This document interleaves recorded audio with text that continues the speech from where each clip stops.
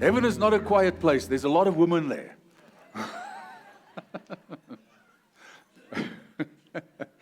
Oh, shame. Yeah. Oh, that's good. No, it's incredible as the children get out of the house and so on, and you experience that quiet. Sometimes it's good, and it's actually so nice, to just have a bit of peace and quiet. But too long in a noiseless or a quietless place is actually quite terrible. It's very lonely, if you don't listen and hear voices, and especially children's voices. Isn't it incredible how they sort of just, their excitement and their screams, and every single morning when they wake up, it's incredible. We've got that experience now where we are with the grandchildren next door, our neighbors, and in the morning, it's quiet. 6:30 in the morning, all of a sudden, the lights go on. Okay, and you hear these voices, and you hear this excitement, It's as if they might have had a major issue yesterday, They could have had a spanking just before they went to sleep. And the morning they wake up, Pastor Lenny, they've forgotten about it. It's just gone. Isn't it crazy, They don't carry it over to the next day. Every day to a child is like new, and it's nice, and it's exciting, and they just think about that moment. They don't even worry about yesterday and what happened and what's the issue, They just live for now, for the moment, and that is how we're supposed to live, His mercies are new every morning, and that is so wonderful. Right, we are reaching a place whereby I think I would never dare to say this is the end of God's promises, okay, because it's not, or the end, but I think we're reaching a stage now whereby, and today we're going to share one or two or three maybe principles concerning the importance of the promises of God and the fact that we remind God, and why should we remind the Lord of His promises? I mean, God is not a forgetful hero. God never forgets. But why is it that the Lord wants us? What is this thing? And these are questions we need to ask, because if we get answers to certain questions, specifically concerning, I would say, life-changing things, because we've learned last week as well, every single action that we do, especially concerning the word, has a reaction. And if we don't say or do anything, nothing's going to happen. So we've got a responsibility, and many years ago I bought a book, and it's actually in storage now here in the garage in the church. And this morning the Lord reminded me of that book. The book's name is called God's Way. God's Way. And I remember in that book there were so many precious. I think it was a book by Clarence Larkin. I'm not 100% sure, or Finis Dykes, one of these two, but there were so many precious things in that book concerning the way of God, the way that God wants us to present ourselves, the way that the Lord, according to His word, works with mankind. It's all about how God works with man. And it is so important, and that is what the Lord, I felt the past couple of months, has been sharing with us, how more of God's thoughts, if I may say that, more of God's ways, and how God wants us to see Him and act and react upon Himself and His Word. And this morning, I'm just going to share, I think, 2 or 3 principles with you concerning why is it necessary that we as God's children remind Him of what He has already said. And just by looking at the word plainly, I'm going to share certain scriptures with you, and I think there's a light bulb going to go up here and there and say, but my goodness, okay, I never saw that angle of the sword cutting maybe this way. Now I understand a bit better. And when we understand, people, God's ways, it is much easier to move in faith. It is much easier for you to actually live in faith, if I may say that. When this morning when we were singing and so on, I don't know if that is your experience as well, but in the last couple of months, maybe I could see that our way of having church and coming here is very liberating. If I say liberating, it's not an issue. It's actually something we enjoy. Okay? You know, sometimes religion is an issue, if I may say that. You know, you sort of, I have to go to church. You know, or I should go. And you sort of force yourself to a certain extent, knowing that you need it and that it's necessary, but it's not this easy, just, oh, well, it's part of my life. You know, it's so wonderful. Oh, here we are again, etc. All I'm experiencing is that there is such a freedom, such a peace, such a relaxation, if I may call it, here. It's not this thing we're looking at each other and, hey, you know, be careful. You know, watch this guy or watch the pastor or don't put one foot wrong this way or that way. It is a place whereby we start experiencing what I think the house of the Lord should be. And that is a place of safety. That is actually a place whereby you actually want to run to and say, oh man, it's just so nice and peaceful here. I feel like I'm sort of with my one foot in heaven already. And that is the way I think the Lord wants His house here on earth and His children to present themselves and to experience Him and to really want to be there. You know, it's not this thing, I have to be there. I can't wait to get there, actually, you know. And when I get there, I don't have to do anything or impress anybody or whatever. David, I just need to be there.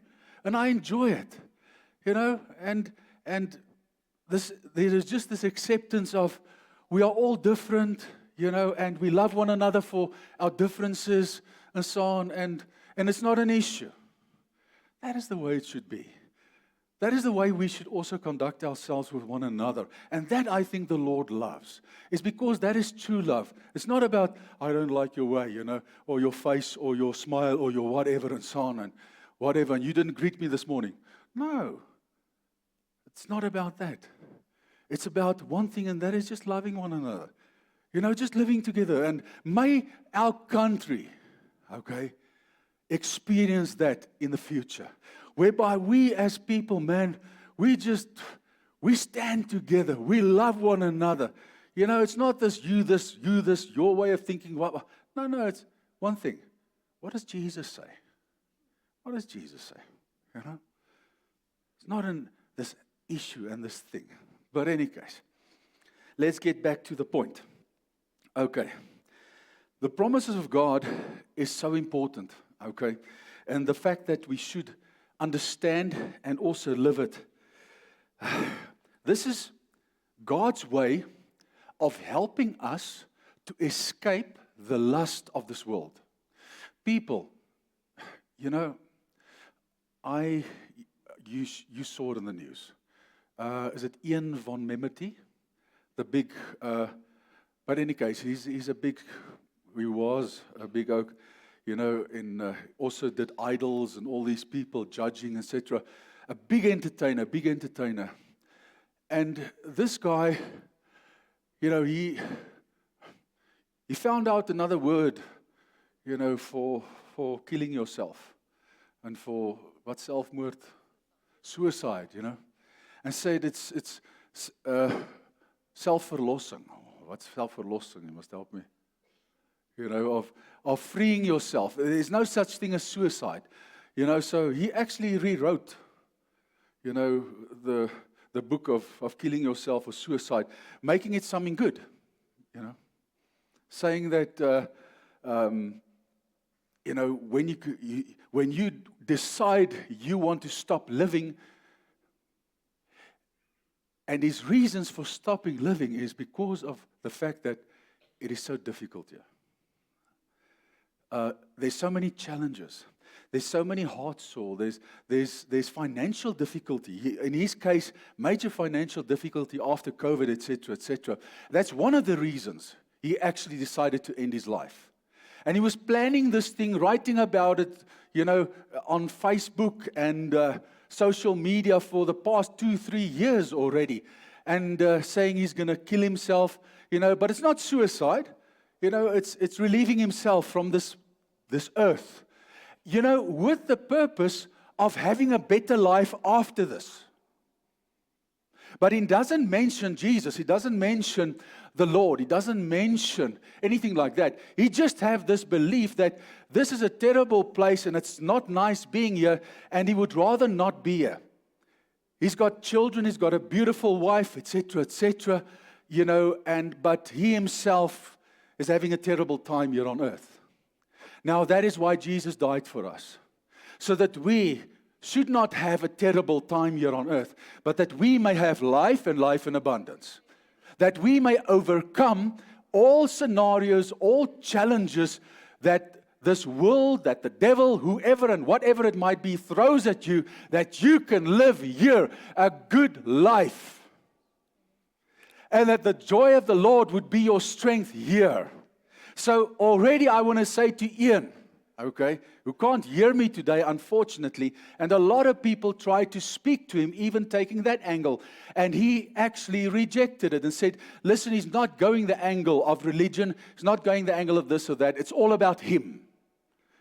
The humanistic factor, and what he wants and the way that he sees it. And it's not about his wife, it's not about his children, they don't matter, although he wrote beautiful letters to them, they don't matter. It's him. Dit gaan oor my. Me, myself, and I'm God. I matter. My joy, my peace, my whatever matters. Not the rest. That is not what Jesus is about. It's not about you. It's about your brother. It's about your sister. It's about those who are in need. That is what the cross is all about. It wasn't about Jesus. It was about his sheep. It was about his people. And that is why we lay our lives down for one another. So I want to say to you today, listen, the Lord is my shepherd, then I shall not want. But if the Lord is not your shepherd, you shall want. There's no way of not wanting if he is not your shepherd. So the key here is, he is your shepherd. If he's not your shepherd, who is? You. You are God. I can tell you, if I have to lead myself through this life, my goodness, I won't make it till this afternoon.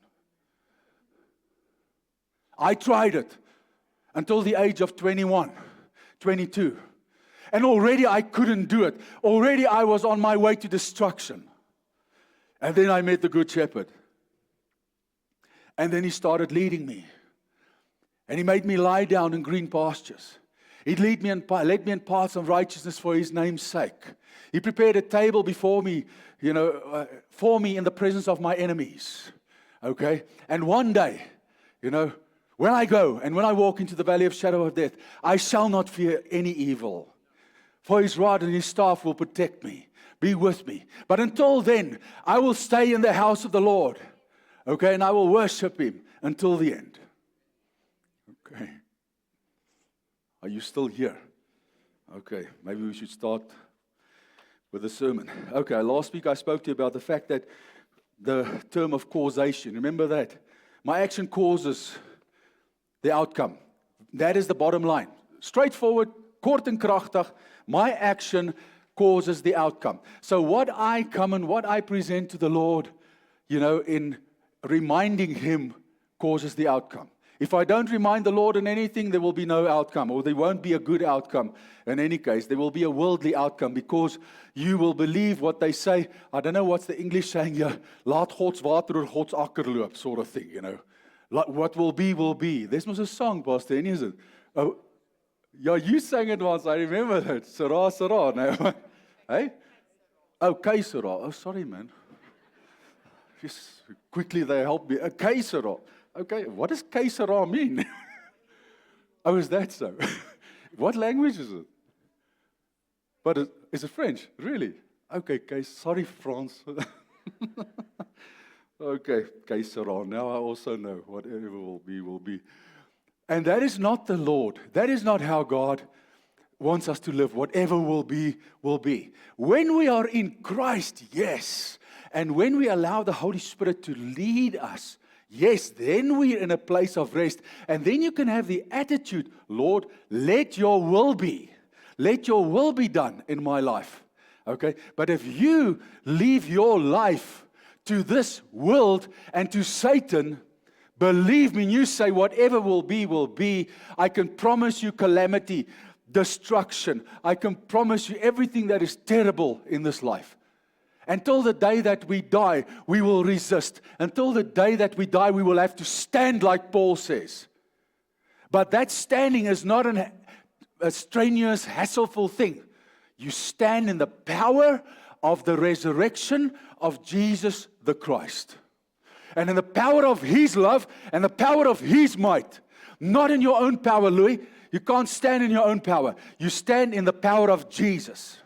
That's why it's so important to stay close to Him. That's why it's so important. You determine. God does not determine how close you are to Him. You determine it. You decide whether you want to go and sit on His lap or whether you want to stand at a distance watching. It's you who determine it.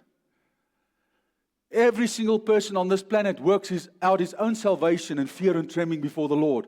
Nobody else can do it for you. You work it out. That's why I honor you, Uncle Charlie, for no matter you're over 80, you and Martins drive here far every Sunday to come and sit here and to be with the children of God, just to experience the love, just to experience the goodness and receive the word and worship and have fellowship with one another. You understand what the church is all about. It's not about what you can get, it's about what you can give. That is what the church is. Like you said, on Sunday, Pammy, you don't even remember it. 2 Sundays back, I remember everything you say. You must be careful. You were busy worshiping here and it was just part of what came out of your heart. And jy het gesê, it's about this omtrent saak. It's not about people, it's not about my feelings, it's not about this. It's omtrent Jesus. And that is what it's all about. No matter what issues you might have, no matter what story might be, this place is about Jesus. This place is not about me, it's not about you, it's about us, it's about the fellowship, it's about the Lord. That is what it's all about. And if we keep our minds fixed on that principle, John, then everything will be fine. Dit sal altyd met ons goed gaan. Altyd. And we will experience the peace of the Lord, no matter what challenge. We will have all the challenges, man. I know you've got challenges. I know you are hard-pressed. It's not about that. It's about Jesus. That's it. He is the beginning and end. Not your problems. Not your issues. He is. Right. An important thing we have to understand this morning is that God delegates dominion. A very important thing for us to understand as children of God and mankind is God delegates dominion. And there is a reason why He does it. And I took us back, actually the Holy Spirit took us back right to Genesis, right to the beginning, to look at the scripture again. When God created man, why He created man, what was His purpose for man? Because it all starts in Genesis, in the beginning. Okay. Then God said, let us. He spoke to Himself. He spoke to Jesus, the Holy Spirit. He spoke to Himself as the triune God. And He said, let us make man how? In our own image, to look like us. Okay? So one day when you get to heaven, you're not going to see some funny creature. Like the Hindus, my daughter once said, we got to Mauritius and she saw all these temples and so on. And she asked, what is this? We said, it's a place of worship where people worship, in that way. And she was young, couple of 4 or 5 years old. And she said the following to us. She said, Daddy, Mommy, but Jesus is not an elephant.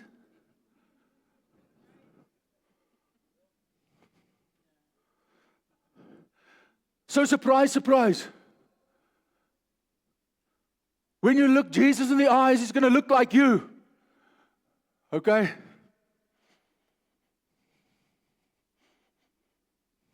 What an awesome privilege. He could have created us to look like little gremlins. But He didn't. Although we are subject to Him, although we are children of Him, He made us to look like Him, to bear His image, to bear His likeness. And that is something we need to understand today, children of God, is why have we been created to look like Him and to think like Him? There is a reason. There's a reason.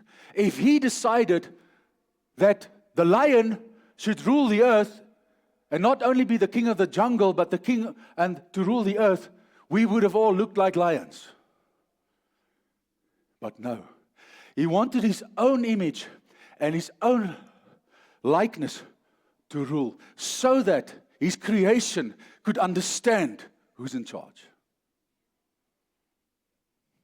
So, we are true ambassadors of the King. We look like Him, we act like Him, and we think like Him. He did not give any rule or dominion to an elephant, okay, or to a demon, or whatever. He did not even give rule to His angels, which are beautiful.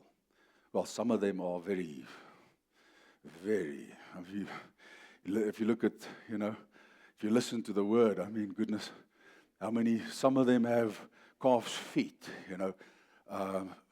a head full of eyes, but okay. Don't worry, not all of them look that way. Just joking. But even them, they don't look, and they don't have the image and the likeness of the Lord. And they have not been created to have dominion and to rule. So it shows you one thing very important, Helke. God planned that those whom He's going to give authority to rule and to have dominion over whatever, whether it's your circumstances, whether it's this world, whether it's creation, they will look like Him and they will think like Him. Important thing to remember. You cannot, listen to this. You cannot have dominion or even rule over anything if you do not look like and think like God. Now, the look like part you can't really change, okay, because that's a given. But to think like the Lord, that is our responsibility. We did not create ourselves to look in a certain way, okay? But the way that we think, we determine. We determine that. Very important thing, because we are moving now to a place whereby we need to see the promises of God manifest in our lives, so that we could overcome this world, so that we could rule over our circumstances, over our challenges, whatever that might be. You have been created to rule over it. You have not been created to be subjected to this world. You have not been created to be subjected to your problems. Your problems are there to be subjected to you. And in this world, we will have issues. And in this world, we will have problems. But the wonderful news is that through the cross and through Jesus Christ, we can rule over each and every problem. So that you do not have to say, listen, I don't want to be here because of that. There's only one reason you are not supposed to want to be here, and that is you want to be with Jesus. That's the only reason. And that is a bloody good reason. Okay. Dankie. That was a very good amen. And that is the only reason that Paul also gave. Is he said, listen, I'm just here for you. I'm here for the plan of God. I'm here to execute what my ruler, what my commander said that I should do. And I will obey my commander until the day that I die. And that is what he said. And I stand with what he said there. I love what he said. Okay. So, we have to look like, according to our likeness, think like, let them have dominion, okay, over the fish of the sea, the birds of the air, the cattle, over the earth, over every creeping thing that creeps on the earth. So God created man in His own image. Okay, so it happened. So what God said happened. He created man in His own image. All right.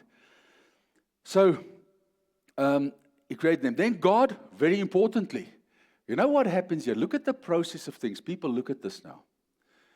God decides that He will create man. He decides that man will look like Him and think like Him. And they did. When they were created, they did look like Him and they did think like Him.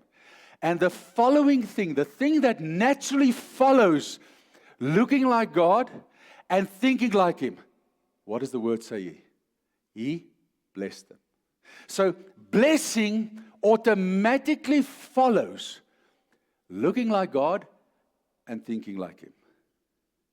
So God's blessing is automatically released automatically when you think like Him. When you place your thoughts on the things above, you are blessed. That is God's way. It's His way. It is not a thing that you ask for. It is God's way. That is actually a universal promise. So our responsibility is to get our minds sorted out and to think like Him. And do your best to do that. Okay. And then He said to them, listen what happens after blessing. Be fruitful and multiply. So after blessing, fruitfulness and multiplication happens. It's a natural thing that's supposed to happen after the blessing. And then He says, automatically, you will subdue the earth and have dominion over it. So do you see how important your thoughts and your mind is? But the main thing is, the responsibility of thinking like God lies solely with you. Only with you. Because you decide every single morning, like we spoke about those little children, when you wake up in the morning, you decide, okay, where do I decide to put my mind? Will I focus on yesterday's rubbish and problems and issues and so on? Or will I stand up and say, Lord, this is the day that you have made. What? I will, and thank you. I will rejoice and I will be glad in it. All these principles God has given in His Word for us. Do you understand why it's important to study the Word and know the Word of God? Because just this thing that through the Holy Spirit wasn't planned. I didn't plan on, okay, you know what, when I say this, I'm going to quote the scripture. Listen, I'm not clever enough. I'm not clever enough to recite or to go and learn and to, when I preach, to come and say, okay, after this I'm going to say that, after that's going to follow. My notes in any case is far too simple for that. So what I'm saying to you is, if there is not certain scripture inside of me that the Holy Spirit at the rightly appointed time could go and rip out and say, and boom, throw it, for me to think, but Andre, remember? Yes, I remember, Lord. What did your word say? This morning when you wake up, okay, you come and you decide that this is the day that the Lord has made. I shall rejoice and be glad in it. I didn't think, that's not this nice little verse which I got someplace. That's in the Word. So do you understand how important it is? The Holy Spirit reminds you of the knowledge of God. It reminds you of the Word of the Lord. And then, that Word is your strength. Then I shall do it. Words like the joy of the Lord is your strength. So when you are tired, when you are struck down, when things go wang or whatever, put on a nice song, which glorifies God. And you feel, hey man, this song is just singing about the power and the strength of God, about overcoming, about standing. And all of a sudden you feel charged, you feel strong, okay? And you say to yourself, yes, the joy of the Lord is my strength. I shall not go up, I shall go down. He has made me the head and not the tail. And just by coming and confessing that and saying it, all of a sudden you can see that me, your pastor, standing here, just the way that I'm preaching, just the way that the words were, God's word is stirring me, okay, to actually shout it out, to raise my voice, to stand in power. An anointing is released. And it's that anointing that destroys the yoke. And that's why it's so important to have that word of God embedded in you. But you make the decision, plain and simple, to go to Bible school. Why? To learn the word of God. You make the decision once again. And then there's a reaction. Where do you think all the scripture, where do you think everything comes on from when I prepare? Do you think I just go and sit there and something just supernaturally happens? Do you know what happens? I live my life in the week. And whilst I'm busy living my life, I set my mind on Jesus to listen, to hear. And what He does is He comes and He reminds me on a scripture. Not some funny nonsense someplace. He comes and He says, He speaks a word and it reminds me of something, the scripture which is in me. And He stirs me. And all of a sudden the Holy Spirit starts saying, Andre, look at this, look at that, go there. Remember that scripture, remember this scripture, this, that, the other. I start making notes on my phone. Okay? And then all of a sudden I sit down. And the one thing leads to the other. Okay? Garbage in, garbage out. Good stuff in, good stuff out.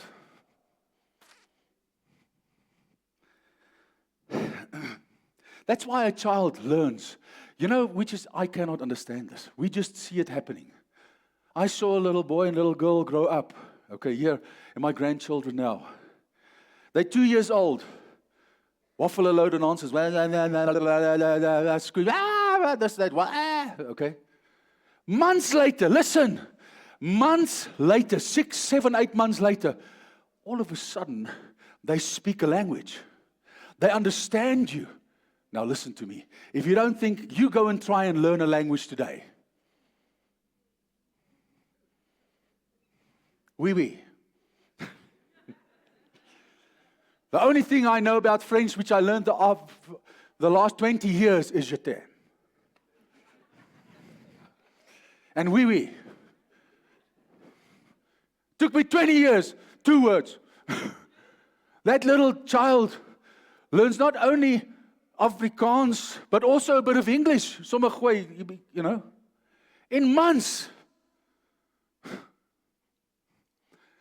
Now, do you understand what I'm trying to say to you? Why? Because they are like sponges.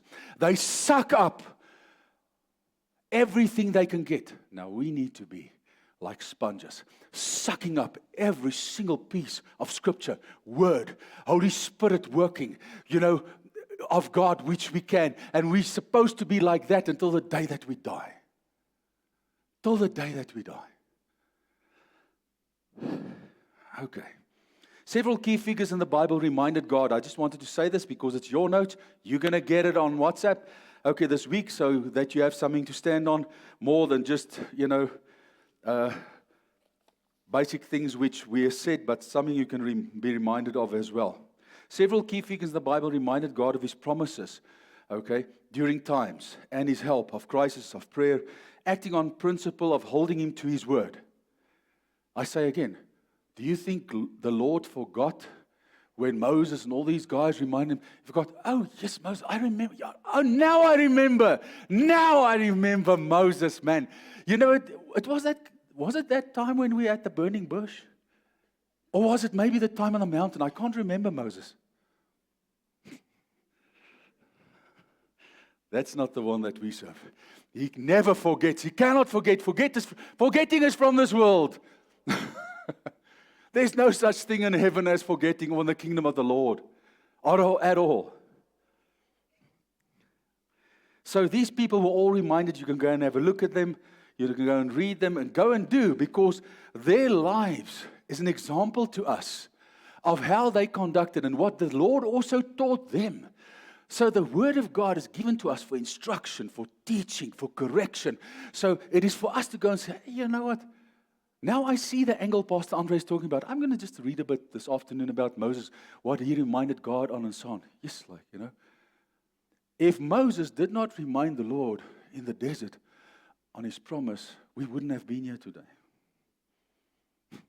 Because the Lord wanted to wipe all of Israel. And it's incredible. It was actually not the wiping. The theme or the focus of God's issue was not the people there. It was actually Moses. God wanted to see, does Moses really believe? Because it's his faith that will determine whether they will go into the promised land or not. Because if Moses backed out as the shepherd, all this flock would have been scattered. So God was actually there testing Moses to see, Moses, do you know me? Do you know? And Moses passed the test. Okay. always look at it. We look at certain things and we think to ourselves, oh, look at what happened here. God wanted to. No. The test was Moses's. It wasn't the people. The people didn't even know they were about to be destroyed. But Moses knew. Because Moses' calling was a calling of intercessor. Moses' calling was a calling of a prophet. Moses' calling was a calling of a shepherd in the highest degree. Obedience was of the essence in Moses' life. The primary factor was obedience.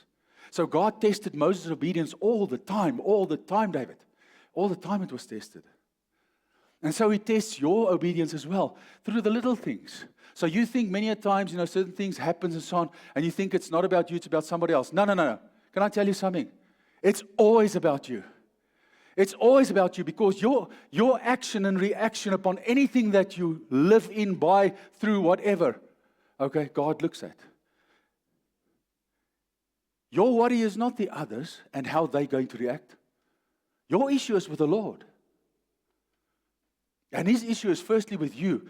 And after He moves on from you to the rest and to the rest of the problem or the issue. This is God's way.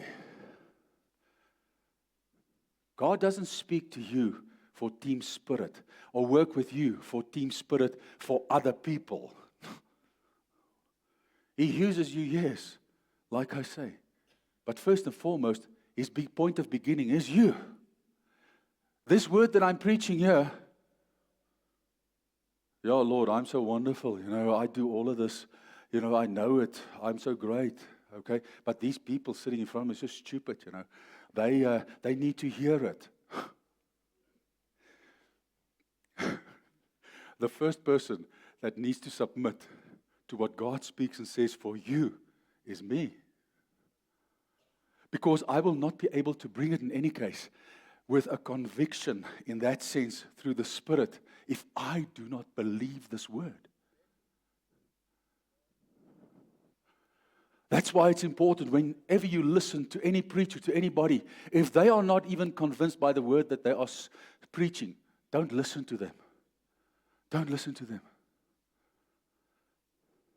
There will be absolutely no transference of a faithful and a good and a powerful spirit towards you to receive. It will be negative. That's why it's so important for you to distinguish and to discern, okay, when anybody is speaking nonsense. Because I can tell you there are many preachers standing on pulpits, preaching from the internet, preaching from this, preaching from that, preaching sermons which they heard from other people, etc., etc. Now, I'm not saying it's always a bad thing. I also refer many times to certain things, yes. But the bottom line is, if you are a shepherd, you're supposed to hear the voice. I'm a shepherd. But I have to adhere and to submit to my upper shepherd and to hear what he says, the commands that he gives, to give to the rest. And if I just go and do and whatever and so on, please, we're wasting one another's time if that happens. That's why it's so important for us here in Sweep Life Church to know that we are preaching the word of God in season. That's why you will always find me and saying, listen, people, the Lord is busy with us now. For some reason, you have to receive this food now because you are going into a desert or you're going into a challenge because you're going to need this word, which God is giving to you right now in some way. And that is how God keeps us just ahead of the enemy, just ahead of our challenges, just ahead, so that we are never caught off guard. The children of God is never supposed to be caught off guard. Never. Never. Because God sees into your future. He sees every single thing that is going to happen. And like a good father, He won't wait until you burn your hands. You're not going to leave your children until they stick their fingers into the fire, okay, because it looks so nice and bright, that coal there. I want that. No. You will warn him and tell him, hey, that's going to burn you in advance. It hasn't burnt you yet, but it will. That is a loving father. Okay. Very important thing. Now, to be able to understand and to think like God, which we need to do to be able to have dominion and to rule over our circumstances, okay, we need to see what God sees. Okay, now, you must hear what I'm saying to you here. I'm not talking about, all of a sudden you're going to sit on a rock and so on and look into the skies and the Lord is currently seeing planet Saturn and you see planet Saturn. Not talking about that. I'm talking about the Word of God that He has given to us. I'm talking about His promises. Talking about the fact, the reason why He wants us to remind Him of His Word.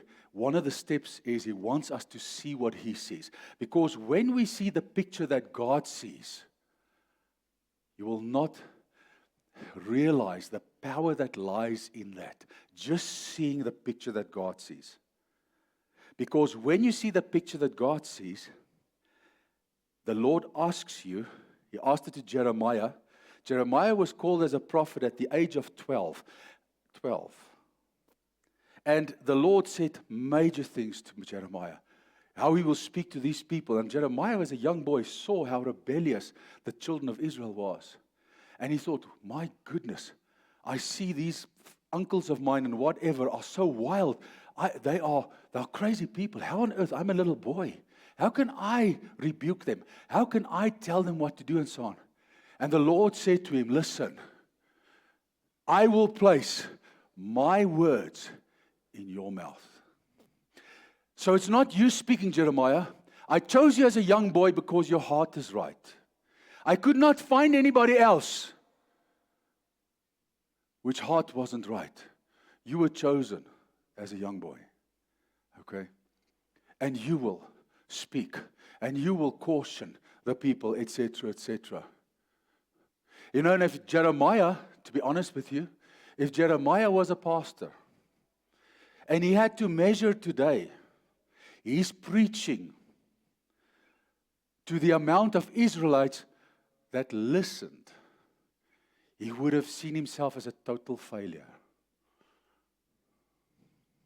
His church would have had 2 people in. What does that show you about God?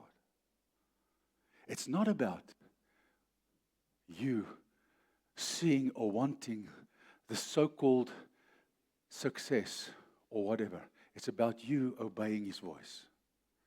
And you cannot measure the worldly success of obedience to Him based upon what happens in the world. Because every person makes their own decision. But it is necessary, I just want to say to you, it is necessary for God's word that He spoke to be spoken. Do you hear what I'm saying? For many reasons, I know 1 or 2 or 3 reasons. God knows 1,000. Okay? That's the difference. I'm trying to show you today 1 or 2 things why the word of God needs to be spoken through your lips. Through your lips. And we get into that. It's beautiful. I'm just going to make 1 or 2 statements here. I'm not going to read the whole thing. In verse 2 he says, to whom the word of the Lord, I just want to say this to you. Listen to this. Came in the days of Josiah, the son of Ammon, king of Judah, in the 13th year of his reign. It came also in the days of Joachim, whatever. I just want to say to you, it's when I identified with Jeremiah hearing the voice of the Lord here, because the word of God comes to us. The word of God came to him. He wasn't spoken to in a burning bush. His ears was open to the Lord, and the Lord spoke to him. The word of the Lord came to him. And then he also spoke to Jeremiah in visions, because Jeremiah saw visions. But here, it seems like the Holy Spirit speaking to you here. Okay? And to me here today. The way that he actually heard that voice of the Lord. But in any case, then, obviously I've already preached about that. He was called 12 years old and so on. Let's quickly go to verse 9. Then the Lord put forth His hand and touched my mouth. And the Lord said to me, behold, I've put my words in your mouth. It is important that God's words be put in your mouth? Because God decided to delegate dominion in the beginning. So God keeps to His plan and His ways. And those same ways today still stands. God places His word in your mouth. But you can decide whether you want to speak it or not. And I want to show you what happens when you speak it. But for God to place His word in your mouth, you also need to see what He sees. Okay? Now, I'm not saying people don't think, pastor, okay, see. No. Listen, this is not one. It's like this morning when I spoke about church. Relax. It's not this thing that you drive. You cannot drive the Holy Spirit. You cannot force. We must realize that the Lord is a shepherd.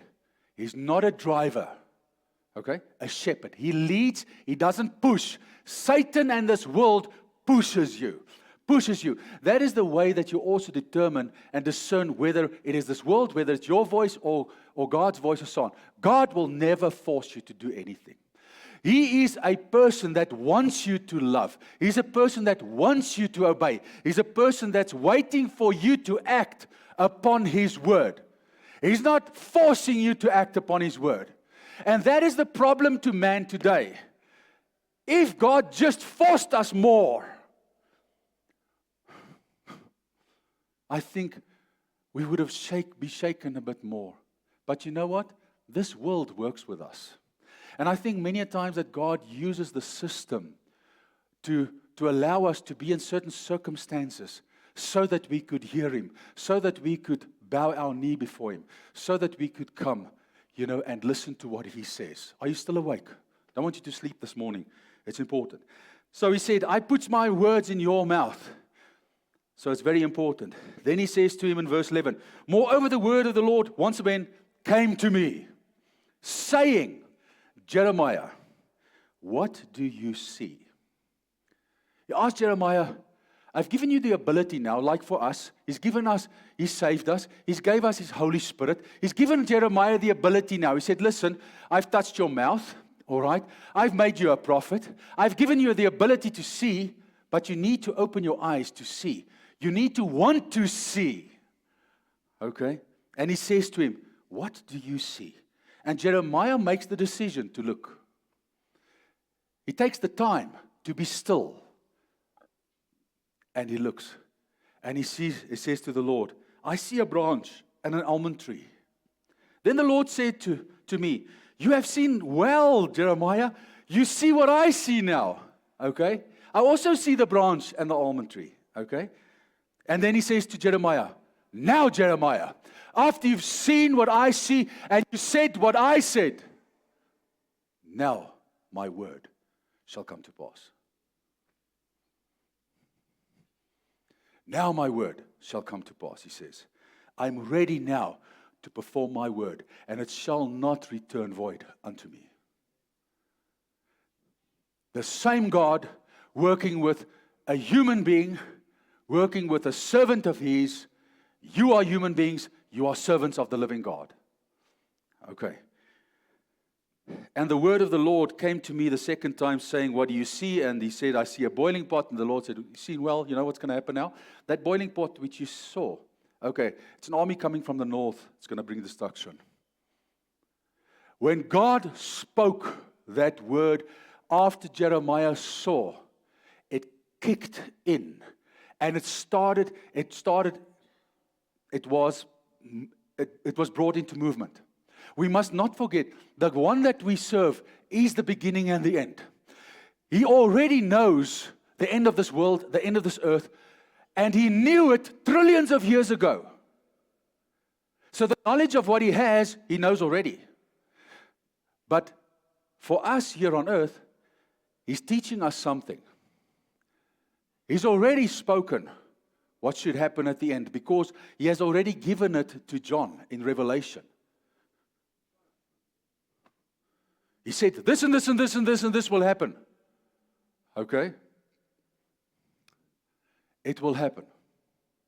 So God knows it. But for it to manifest, there's certain things that need to happen for God's word to manifest. Now, I'm just focusing this morning upon the good things, the things that God gave His children to help them live a good life here on earth without being so hard-pressed, battling through this lifetime, but being overcomers through Christ Jesus, who strengthens us. Okay? That is what the Lord is trying to show us here. He wants you to be a strong Christian. I've got this funny feeling, okay? Got this funny feeling. I've been, this is a naughty, I'm naughty now. Lord, I'm naughty. Okay? But I'm not naughty as in ugly naughty. I'm just taking a bit of a step of faith. I've got this feeling. I've never, in the 33 years that I've known and served the Lord, I've never seen or experienced an urgency, the urgency as today, of the Lord revealing Himself and His essence, and very precious things of how we should individually and how we should draw close to Him, how we should, not religiously cleanse ourselves from this world, No. Talking about drawing close to Him, not in the hype and in the falling over here and in the goosebumps and whatever. I'm talking about substance. I'm talking about in the midst of the war, not in the midst of the party. It's easy to rejoice in the party, but rejoice in the war. That's a different thing, because there, you know what it's all about when you rejoice in the war. It's easy to jump up and down and rejoice when there's no resistance, when there's no nothing. But when everything is on, the pressure's on and so on, and you don't have the goosebumps, you don't feel like the Lord is with you. Those are the times, Terry, that you need to have the guts to stand.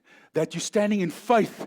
It's not faith when we are all jumping up and down and, we're all just in the move of whatever. Okay, that's not faith.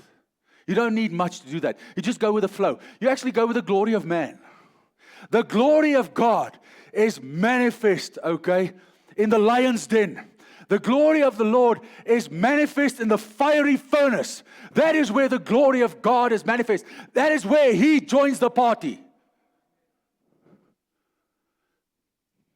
And that is the substance which the children of God have to be. But let me get back to my point. I want to say this. I've got this funny, naughty feeling that the urgency of the Lord preparing His bride for His coming is upon us. That's why He's cleansing His bride. That's why He's preparing and adorning you and me for the marriage of the Lamb. That's my bit, Lord, that's just naughty. And only God knows. I'm making that assumption based upon what the Lord is doing in the last 2-3 years. And some people are just waffling on, some churches are just waffling on, and they're not looking at the depth of things, they're just partying. Like the virgins. Instead of putting oil, in their lamps, being ready, the party is diverting everybody.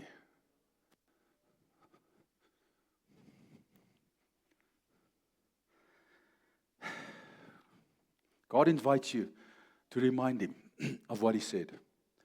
Isaiah, I want to take you here. Are you awake?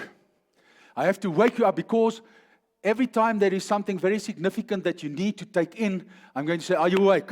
So you must know something is coming when I say you're awake. Something so special. Listen to me in the next part of these scriptures. Something so special. I don't know, to me it is. Yes, listen. Isaiah says in 43 verse 26, the word of God came to Isaiah saying to him, put me in remembrance. He says, recount what I said. Let us contend together. When I looked at that word contend, what does it mean in the original text? It means two things. Let us reason together and let us govern together. Listen to this. He says to him, I want you to see what I see and speak what I speak because I want you to govern with me. And for you to govern with me, we need to speak about this thing. We need to chat about this thing, okay? I want you to understand and to have the knowledge of who I am and what I do. If God waits for you to remind Him on His word, whatever it might be, and you don't know the word, you can't remind Him of nothing, and He knows that you do not know Him in that area. Are you still here? And it's not a sin to not have knowledge of something. It's a sin not to gain knowledge of something. Because all you need to do is whenever you have a specific scenario in your life or challenge, and you might not know, what does the Lord say about this? My whole life I've been doing it. When I'm challenged, I go to the book. And I go and say, what does the Lord say about this scenario? Children, marriage, whatever it might be, leadership, the brotherhood. What does the Lord say about all these things? Then I go and have a look at the word myself, and I say, Lord, this is what you say. All of a sudden, Boetie, I have the knowledge of it. For always, you need to look at the scripture once, just once, okay? And you know what happens? The Holy Spirit, like in a computer, your eyes need to see the word once, okay? And the Holy Spirit places that word inside of you. You might not remember it in your brain, but you know what? 2, 3, 5 years later, something happens. The Holy Spirit can take that word and remind you of what you have read because your eyes have taken it in. But I make the choice to open the book. I make the choice to just see what He says.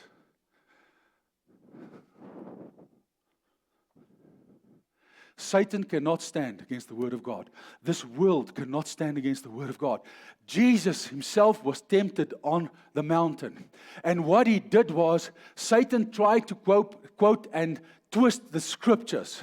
And Jesus said to him, you don't understand. This is what God says. And what happened? He had to back off to return for a more opportune time, says the word.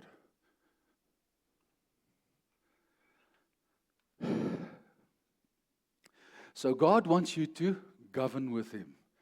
That is why He wants you to, He tests you to see, do you know what I promised? And then He wants you to say it. Because He placed His word in, come on, my mouth. To speak it. And once my mouth speaks it, He says, now, I will execute my word. Although, it is there and has been since the beginning of ages, I've decided, here, you need to speak it. Because when you speak it, it shows a couple of things. It shows that you believe it. It shows that you are committed to it. It shows that you are faithful to Him. A man, as he thinks in his heart, he usually speaks. And that is who a man is. That's why, unfortunately, when we are angry and we speak certain things, we speak terrible things. Okay? And then you must know, listen, when you say something bad, don't say, I didn't mean it. You did.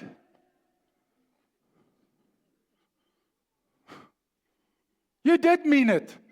Rather come and say, that's bad, forgive me, I'm sorry. But you did mean it. You spoke it.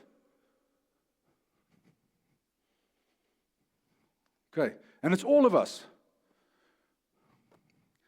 He says, together state your case, declare the promise that you may be, listen to this now, how beautiful this is, acquitted. That word acquitted means to be justified or declared righteous or to be God-like, to be partakers of the God nature. So do you see, God wants you, there's a reason why He wants you to reason with Him, to say what He says, so that, okay, you could govern with Him. That's the reason. He wants you also to govern with Him, so that His word could be executed. And then He says, because when you do this, when you speak my word, you are justified. Man. You are found righteous when you speak God's word. What He spoke, do you know what that means? That is so powerful. Okay. Now you start, we waffle around. Yes, we should be partakers of the divine nature of God, and so on. And yes. This is how you show yourself a partaker of the divine nature of God. He finds you justified, and He finds you righteous, and He finds you God-like. He finds you His child, His ambassador, when you do this. Then Isaiah also makes a nice statement there. He says, you make mention of the Lord, do not keep silent. Give God no rest. That is something. Till He establishes. So I'm telling you should give the Lord no rest until He establishes. Okay? And He wants you. Can I tell you something? Nobody loves or likes a nagging child. Okay? You know why? Because most of the times children nag for the wrong things. But if I nag my father so that His will be done, it's not nagging. Okay? He loves that. He wants you to nag with Him that His will be done. Lord, your will, not mine, your word. Listen to this, Lord. Listen to this, Lord. Listen to this, Lord. Okay? That is not nagging. He loves it. He loves it. Okay? Reminding God is not because He has amnesia, but to demonstrate faith, persistence, confidence in His word. God acts upon our knowledge of faith in Him. Did you hear what I said there? God acts upon your knowledge of faith in Him. God wants you to think what He thinks. I'm going to run through that quickly. And breathe as He breathes. Are you awake? So that means something, a nugget for you is coming. But He who is spiritual judges all things, yet He Himself is rightly judged by no one. Who has known the mind of the Lord? The question is asked, that He may, where in your life have you heard instructing God? Hey? That word instruct, okay, means to unite and to drive together. It is necessary for you to cherish and to cultivate the mind of Christ in you. Okay? So that the word says here, that way you unite with God and you drive with Him. You're in the driver's seat with Him. For Him and on His behalf. It is incredible to think that the Lord works with us. It is beautiful. But, it takes away, Terry, that mindset of God must do everything for you, When we start understanding the Word and how God operates, He wants you to grow up. He wants us to grow up, okay, and think like an adult should think. Nobody wants a child to act. That's why some teenagers never grow up. I had a friend. It was a friend in my Philistine days. Here he was a jeweler. I'm telling you, with girls, with whatever, cars, money, rich boy, whatever. And you could see there already where his life was heading. He had so many slutful, I call it slutful, relationships, etc. Okay, never stuck with one girl for a time at least. And that guy today, he's 50 or probably 59, is about 2 years older than me. 59. And till now recently, now he's jolling with his son.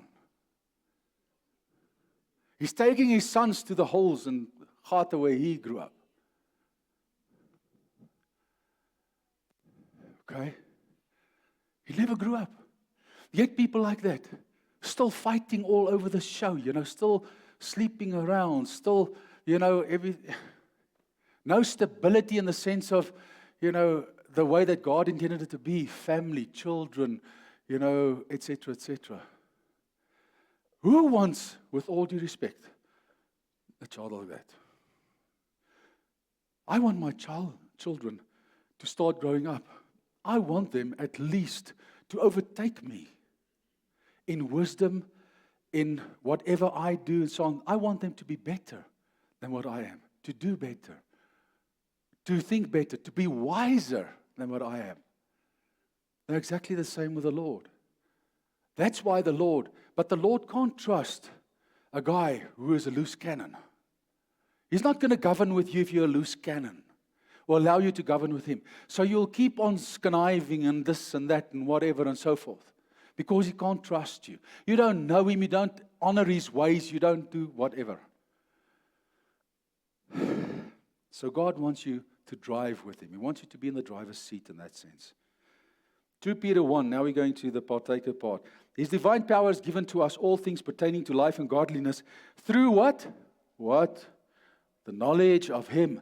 His divine power is given to us, all things that pertain to successful life and to godliness.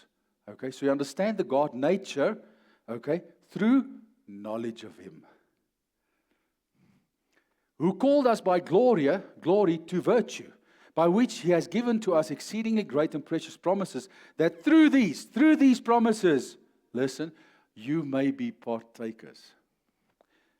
You may be a partner, an associate and a partner. And a partner and associate work together, understand one another, of the divine nature. You know what the divine nature, and this was so beautiful when I saw it, it is the godlike puff or breath. Isn't that beautiful? So that you also may have the godlike breath and puff. I'm going to show you out of the word now the rest. Having escaped the corruption that is in the world through lust, God gave Adam authority through a divine mandate to rule over the earth and its creatures, establishing humanity as stewards of creation. God breathed, listen, the God puff. Do you remember that? He breathed into Adam, and Adam became a living being. He breathed the God puff into him. Okay? As reborn Christians, we have the puff. We have the Holy Spirit. When you receive the Holy Spirit dwells within you. It's just for you to breathe his breath. Okay. 1 Peter 4 verse 11. If anyone speaks, now listen, how many anyones do we have here?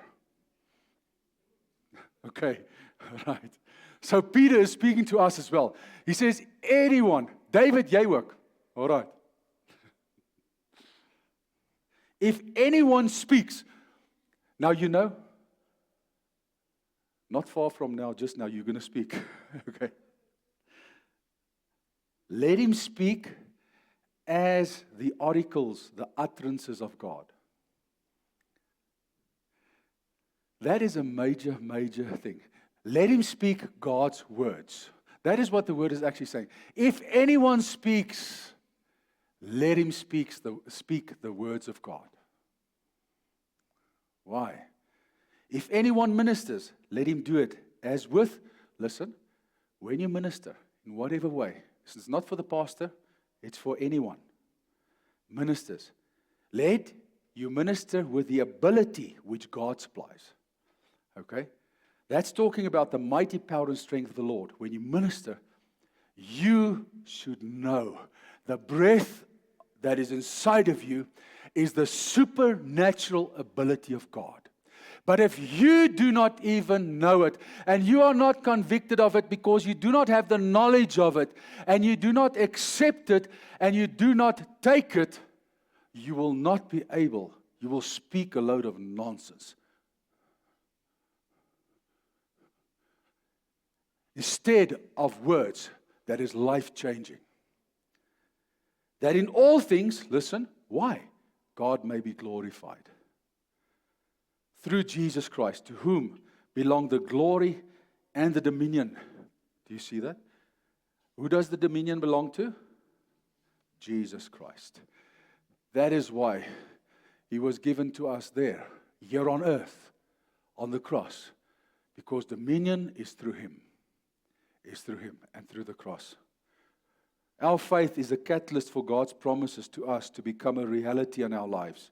As we see what He sees, think what He thinks, speak what He speaks, He executes the promise to manifest on your behalf. Now, if you have never done that in your life before, start. It's not too late. Just make sure the whole purpose of all these sermons now, in the last 2-3 months concerning the promises of God, that actually started last year already, okay, is for us to speak the truth, not the fallacies of man and what we think is the truth, but to speak the truth and to be safe. Go into the Word, go and look. Rather sit with the Bible in front of you and say, Lord, now I'm going to remind you of what you have said, than speaking nonsense. And actually making God a liar, because when you do that, you are actually using His name in vain. To use the name of Jesus as a curse word is not using the word of the name of God in vain. That is the religious thought. But to say God said something and it wasn't Him, that is to use His name in vain. And yes, I know that His name is above every other name. I know those things. But for a person who do not know Him, do not honor Him and so on,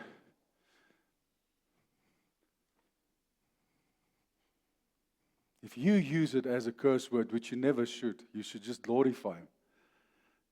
It is bad. But for a person who lives like a hooligan and a Philistine, he's not judged by that name. Doesn't live by that name. To him, it's just another word which sounds powerful. When he's right, it is powerful. That's why they use it. Okay?